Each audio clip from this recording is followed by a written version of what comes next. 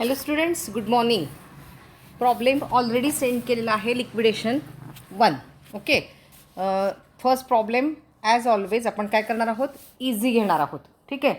काय आहे लिक्विडेशन कळलं का तुम्हाला? लिस्ट असतात, लिस्ट ए, लिस्ट बी, बरोबर. लिस्ट ए काय असते? Assets not specifically pledged. List B काय असते? Assets specifically pledged. List C preferential creditors. List D debenture holders. List E unsecured creditors. Okay. आणि लिस्ट एफ काय असतं? Preference capital issued capital. Preference capital list F असतं. List G equity share capital असतं. आणि H काय आहे? Deficiency or surplus account. Okay. ह्या list मी तुम्हाला लास्ट लेक्चरला सांगितल्या होत्या. Today we will solve our first problem. First I will read the problem and then we will solve.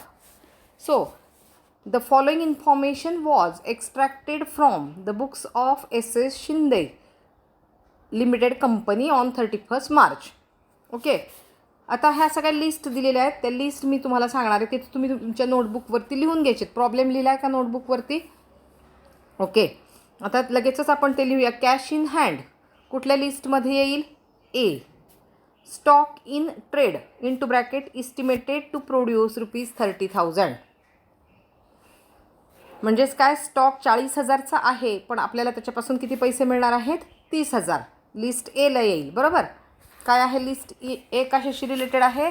Assets not specifically placed, म्हणजे हे स्टॉक कुणालाही तारण म्हणून दिलेला नाही. फिक्स्चर अँड फिटिंग्ज अमाऊंट आहे 6,000, इस्टिमेटेड टू प्रोड्यूस 4,200. म्हणजे फिक्स्चरचे पैसे आपल्याला 4,200 मिळणार आहेत. हे पण आपण कुणाला तारण म्हणून, मॉर्गेज म्हणून दिलेले नाहीत, म्हणून कुठे येईल? List A. Plant and machinery 30,000चे आहे, पण इस्टिमेटेड टू प्रोड्यूस 31,200. कुठे येईल? लिस्ट एला. Free hold land and building 60,000 आहे, त्याची प्राईस इन्क्रीज होत असते, म्हणून काय आहे ते 90,000ला. ते पण काय येईल? लिस्ट एला. बुक डेप्ट्स म्हणजेच डेटर्स किती आहे? 12,400, पण बुडतील पैसे काही, मग किती मिळणार आहेत? 10,400. काय आहे? List A. जे जे काही तारण म्हणून दिलेलं नाही ते सगळं कुठे घ्यायचं आपल्याला? लिस्ट एमध्ये. देन अनसेक्युअर्ड क्रेडिटर्स सांगितलं होतं मी तुम्हाला, list E. Preferential creditors list C. Then creditors fully secured value of securities 22,000. बघा आता इथं काय आहे की सिक्युरिटी म्हणून दिलेले. आपली लिस्ट बी कशाशी असते? कशाशी रिलेटेड आहे? ॲसेट्स स्पेसिफिकली प्लेज्ड, बरोबर. मग ही काय येणार आहे? क्रेडिटर्स फुल्ली सिक्युअर्ड 18,000 आहेत, पण व्हॅल्यू ऑफ सिक्युरिटीज किती आहे? 22,000. प्रॉब्लेम सोडवताना सांगते मी कसे कसे आपण कुठल्या कॉलममध्ये कुठली अमाऊंट लिहायची ते. ठीक आहे. List B. Again creditors partly secured value of securities 12,000, आउटरला 20,000. हे पण कुठे येतील? लिस्ट बीला. Bank overdraft secured by second charge on all assets of the company 16,000. काय आहे? आपल्या बँक ओव्हरड्राफ्टला आपल्याला काय करावं लागतं की आपल्या सगळ्या ॲसेट्स आपल्याला तारण ठेवाव्याच लागतात, बरोबर. मग हे काय आहे? It is a one type of डेप्ट. कर्ज आहे की नाही? मग डेप्ट म्हणून काय आहे? List D. 10% debenture secured by floating charge on all the assets of the company interest paid to date. हे पण डिबेंचर काय आहे? List D. लक्षात ठेवायचं, डी फॉर डिबेंचर, डेप्ट फॉर डी, या पद्धतीने. Then equity share capital 12,000 shares of ₹10 each. कुठे येईल? List G. 11% preference share capital 13,000 shares of ₹10 each. कुठे येईल? List F. आता बघा, calls in arrears on equity shares estimated to produce ₹2,000. आपल्याकडे कॉल्स इन ॲरियर्स होते, आपण शेअर्सवरती काही पैसे मागवले होते, ते 5,000 होते, पण येतील किती, मिळतील किती? 2,000च. कारण काय आहे? कंपनी लिक्विडेशनमध्ये चाललेली आहे. लोक पैसे देत नाहीत, कारण त्यांना भीती असते की आपले ऑलरेडी आधीचे पैसे बुडतील, मग आणखी पुन्हा कशाला पैसे द्यायचे. म्हणून 5,000 जरी येणं असलं, कॉल्स इन ॲरियर्स आपण मागवलेले असले तरीसुद्धा येतील किती? 2,000. Make out statement of affairs as regards creditors and contributories. सोपा प्रॉब्लेम घेतला आहे. डेफिशियन्सी अकाउंट काढायचं नाही आहे, सरप्लस अकाउंट काढायचं नाही, फक्त काय करायचं आहे, स्टेटमेंट ऑफ अफेअर्स आपल्याला काढायचं आहे. 1 मिनिट. आता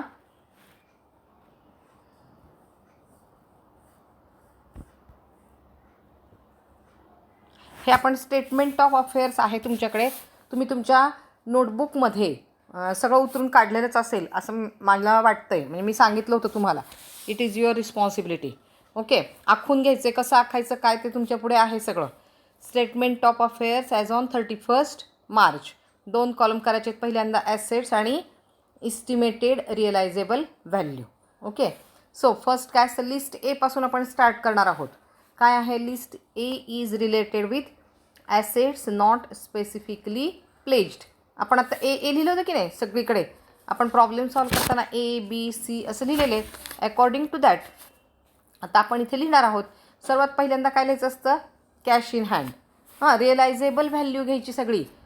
ठीक आहे, त्याची प्राईस किती का असे ना, तिथून आपल्याला किती पैसे मिळणार आहेत हे महत्त्वाचं असतं. आणि म्हणून किती पैसे रिलीज होणार आहेत हे लक्षात घेऊन आपण काय करणार, त्या अमाऊंट लिहिणार आहोत. तसं कॅश इन हँड किती आहे, 10,000.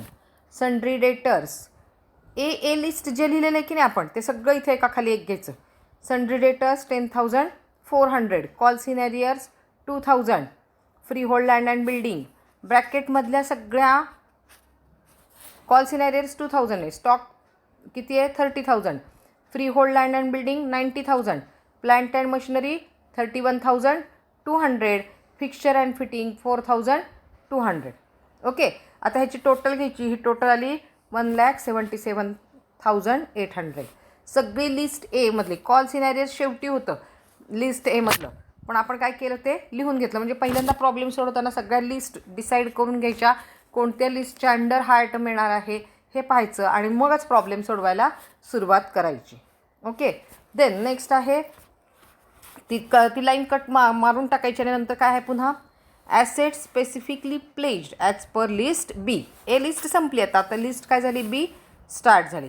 मग इथे करत असताना 5 कॉलम आहे बघा, इथे इनरला 5 कॉलम करायचे आणि हा 6वा कॉलम अमाऊंटचा तो ठेवायचा. ठीक आहे, आता हे 5 कॉलम करताना पहिल्या कॉलममध्ये आपण काय लिहित असतो की कुठली ॲसेट येणार आहे वगैरे काय त्याचं नाव असतं. Second column estimated realisable value. Then third असतो due to secured creditors. Then deficiency ranking as unsecured आणि surplus carried to last column. आता जेव्हा एकापेक्षा जास्त ॲसेट्स असतात बी लिस्टमध्ये, त्यासाठी आपण हे सगळं डिटेल लिहितो. आज पहिलाच प्रॉब्लेम आहे, थोडासा मी सोपा घेतला आहे. ठीक आहे, आता लिस्ट बीसाठी आपण काय केलं होतं, कुठे लिहिलेलं आहे बघा प्रॉब्लेममध्ये. List B creditors fully secured, value of securities 22,000 आणि त्याची अमाऊंट आहे 18,000. म्हणजेच काय आहे, आता इथे आपण काय केलेलं आहे की क्रेडिटर्स, इथे तुम्ही क्रेडिटर्स लिहिलं तरी चालू शकेल तुम्हाला. पहिल्या कॉलममध्ये इथे मी ब्लँक सोडले, इथे तुम्ही क्रेडिटर्स लिहिलं तरी चालू शकेल. इथं काय आहे, इस्टिमेटेड रिअलायझेबल व्हॅल्यू 22,000 रुपये देणं आहे. पण ड्यू टू सेक्युअर्ड क्रेडिटर्स कितीचे आहेत, 18,000 रुपयाचे आहेत. बरोबर, म्हणजे क्रेडिटर्सचे देणं देऊन आपल्याकडं किती पैसे शिल्लक राहतील, सरप्लस 4,000. पुन्हा एकदा सांगते बघा, काय आहे, ह्या जी काय आपण व्हॅल्यू त्यांना सिक्युरिटी दिलेली आहे, त्या सिक्युरिटीची व्हॅल्यू आहे 22,000. क्रेडिटर्सचे पैसे द्यायचे आहेत 18,000. म्हणजेच काय आहेत, आपल्याकडे 4,000 रुपये सरप्लस राहतील. म्हणून हे 4,000 रुपये आपण काय केले बघा, इथे सरप्लस कॉलमला लिहिले. ओके, आता आणखी एक लिस्ट बीचा आयटम आहे. काय आहे, creditors partly secured, value of securities 12,000 आणि 20,000. म्हणजे काय आहे, इस्टिमेटेड व्हॅल्यू हे बघा, इस्टिमेटेड रिअलायझेबल व्हॅल्यू किती आहे, 12,000.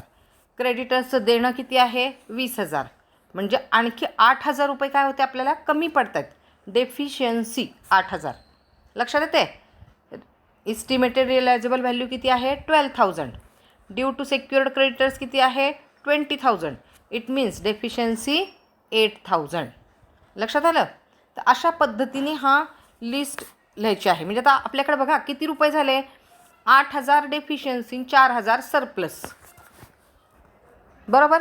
म्हणजेच इथं अमाऊंट किती येणार आहे, 4,000. 8,000 मायनस 4,000, बरोबर. म्हणून इथे लिहायचं आहे बघा हे.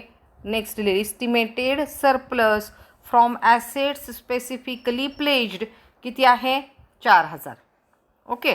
आता अगेन नंतर काय लिहायचं आहे, इस्टिमेटेड. हे प्रत्येक प्रॉब्लेमला लिहायचं आहे आपल्याला. Estimated total assets available for preferential creditors, debenture holders and bank overdraft secured by floating charge and unsecured creditors. म्हणजेच इथं काय आहे की प्रेफरन्शियल क्रेडिटर्स द्यायला, डिबेंचर होल्डर्स द्यायला, बँक ओव्हरड्राफ्ट, जे काही देणी आहेत आपली ती सगळी देण्यासाठी किती पैसे आपल्याकडे आहेत. आता हे वरचे होते 1,77,800 आणि हे 4,000 म्हणजे 1,81,800 एवढी अमाऊंट आपल्याकडे आहे. कोणासाठी आहे, preferential creditors, debenture holders and bank overdraft, बरोबर. मग आपल्याकडची समरी लिहायची असते, समरी ऑफ ग्रॉस ॲसेट. हे बघा इथे वरती gross realisable value of assets specifically pledged, म्हणजे ही जी 34,000 अमाऊंट आहे की नाही, gross realisable value of assets specifically pledged. Format पाठच करून टाकायचा हा. किती येईल, 34,000. आणि बाकीच्या ॲसेट्स ह्या ज्या आहेत इथे ह्या आपण लिहिलेल्या आहे बघा, ही टोटल 1,77,800. अशी टोटल आपल्याकडे ॲसेट्स किती आहेत, 2,11,800. हे आपल्याकडे ग्रॉस ॲसेट आहेत. हे सगळं ॲसेटचं आपण काय केलं, लिस्ट ए आणि लिस्ट बीमध्ये आपण डिस्ट्रीब्युशन केलं. समजलं. लिस्ट एमध्ये काय लिहिलं, ॲसेट्स नॉट स्पेसिफिकली प्लेज्ड, आणि लिस्ट बीमध्ये काय घेतलं आपण, ॲसेट्स स्पेसिफिकली प्लेज्ड. मग डेफिशियन्सी आहे का सरप्लस आहे ते आपण फाइंड आउट केलं. सरप्लस जो होता 4,000 रुपये तो आपण त्या ॲसेटमध्ये काय केला, आपण ॲड केला. त्यानंतर काय केलं, आपण समरी लिहिली, समरी ऑफ ग्रॉस ॲसेट. मग याच्यामध्ये काय आहे की ॲसेट्स स्पेसिफिकली प्लेज केल्यानंतर किती अमाऊंट येणार आहे, ती आहे 34,000 आणि या इथल्या ग्रॉस ॲसेट आहेत 1,77,800. म्हणजे अशी टोटल अमाऊंट आपल्याकडे देणी देण्यासाठी किती अवेलेबल आहे, 2,11,800. ओके. आता नेक्स्ट पार्ट सुरू होणार आपला लायबिलिटीचा. मग पुन्हा बघा असंच आखून घ्यायचं इथे लायबिलिटीज. आता इथे 3 कॉलम करायचे आहेत. ग्रॉस लायबिलिटीज, हे बघा इथे ग्रॉस लायबिलिटीज आणि इकडे अमाऊंट. आता प्रत्येक वेळी हे कंसामध्ये वाक्य टाकायचं आहे. You should write in to bracket that is to be deducted from surplus or added to deficiency as the case may be. म्हणजे काय आहे की सरप्लस जर असेल तर त्यातून तुम्ही डिडक्ट करा, त्यातून पैसे द्या, आणि जर डेफिशियन्सी असेल तर ती डेफिशियन्सीमध्ये तुम्ही काय करायचं आहे, ॲड करायचं. म्हणजे डेफिशियन्सी वाढली. लक्षात आलं. काय लिहायचं line, every time you have to write in to bracket that is to be deducted from surplus or added to deficiency as the case may be. बरं. आता काय झालेलं आहे की नेक्स्ट आहे secured creditors as per list B to the extent to which claim estimated to be covered by assets specifically pledged. बघा मी पुन्हा एकदा वाचते, हे लिहायचंच आहे. Secured creditors as per list B, बरं ना. काय आहेत, to the extent to which claims are estimated to be recovered by assets specifically pledged. आता ही अमाऊंट कशी कॅल्क्युलेट करायची. आता वरती हा जो दुसरा कॉलम होता, टोटल देणं किती आहे, 38,000, बरोबर. आणि त्याच्यानंतर त्याची डेफिशियन्सी किती झाली, 8,000. म्हणजेच ग्रॉस लायबिलिटी किती झाली, 38,000 मायनस 8,000 किती झाले, 30,000. मग हे 30,000 आपण इथे ह्या ग्रॉस लायबिलिटीच्या कॉलममध्ये, पलीकडे एक कॉलम आहे त्या कॉलममध्ये आपण लिहिणार आहोत. ग्रॉस लायबिलिटीज, हे बघा इथे इथे लिहिले, इथे दिसले का 30,000. ओके. म्हणजे पहिला जो कॉलम होता तो 34,000 आपण कुठे घेतला, हा हे बघा, हा 34,000 हा आपण कुठे घेतला, या ग्रॉस ॲसेटमध्ये घेतला. इथे घेतला 34,000 बरोबर. मग नंतर हे 38,000 आणि 8,000 हे मायनस करून 30,000 कुठं घेतले आपण इथे घेतले ग्रॉस लायबिलिटीला. आता त्यानंतर प्रेफरन्शियल क्रेडिटर्स प्रॉब्लेममधले preferential creditor as per list C आहेत ना. लिस्ट सी लिहिलेली आहे की नाही आपण. Preferential creditors 4,000. आता हे दोन्हीकडे लिहून टाकायचे. इकडच्या कॉलमला 4,000 लिहायचे, इकडे 4,000 लिहायचे बरोबर. मग हे वरती जी अमाऊंट होती आपल्याकडे 1,81,800 मायनस 4,000 4,000 दिले ना आपण प्रेफरन्शियल क्रेडिटर्सचे. ते महत्त्वाचे असतात, त्यांना प्रेफरन्स द्यायचा असतो. मग ते मायनस केले, किती आले 1,77,800. ओके. देन नेक्स्ट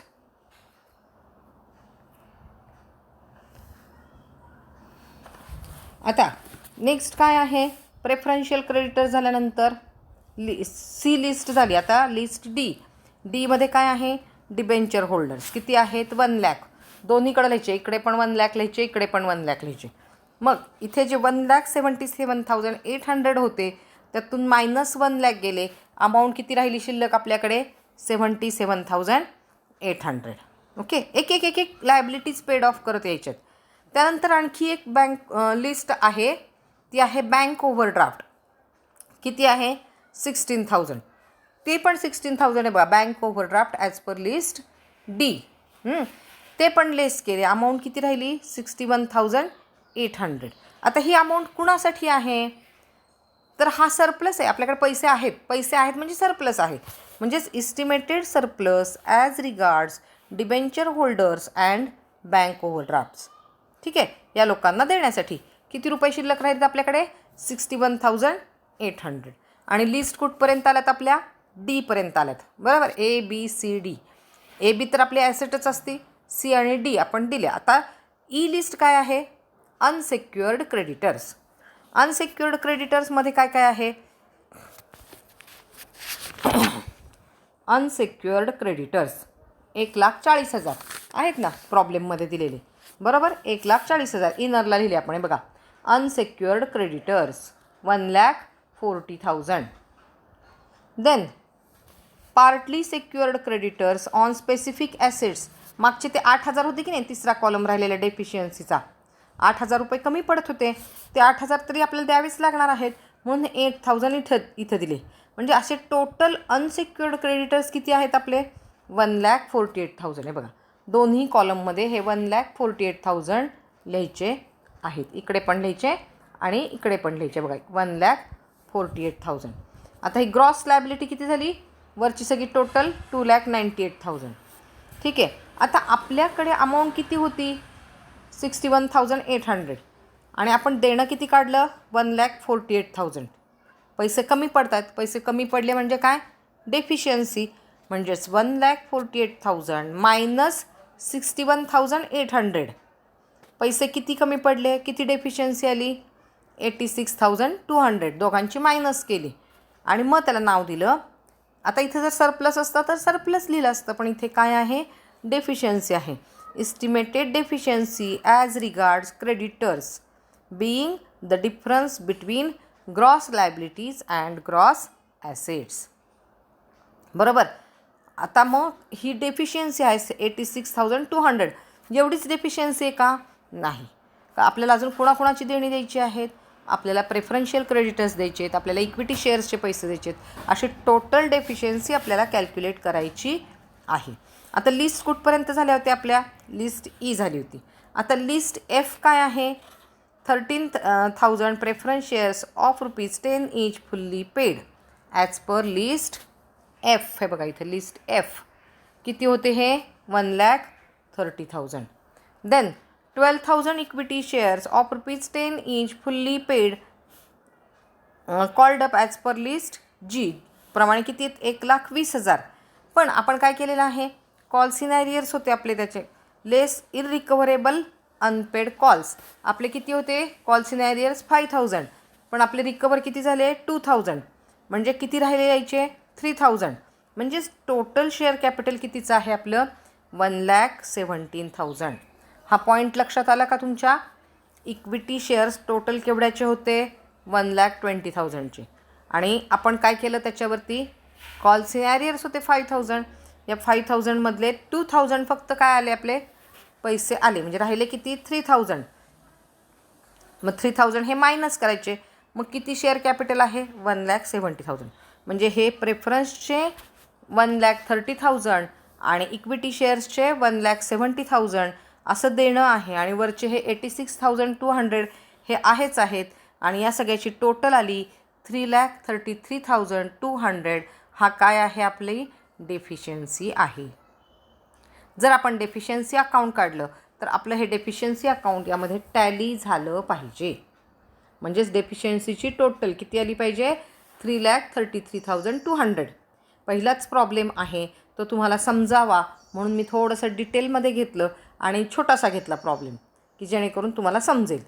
ठीक आहे. नेक्स्ट प्रॉब्लेमला आपण सरप्लस किंवा डेफिशियन्सी अकाउंट म्हणजे पुढची जी लिस्ट एच आहे ती घेणार आहोत. आत्तापर्यंत काय केलं आपण, ह्या सगळ्या लिस्ट ABCDEF आणि GH. मग इथं नाव देत असताना एच नाव द्यायचं आहे बघा. Estimated deficiency as regards members or contributories as per list H. आणि लिस्ट एच किती झाली 3,33,200. समजलं. ओके. लिहून काढा प्रॉब्लेम. पुढचा सेंड करते आणि बाय बाय.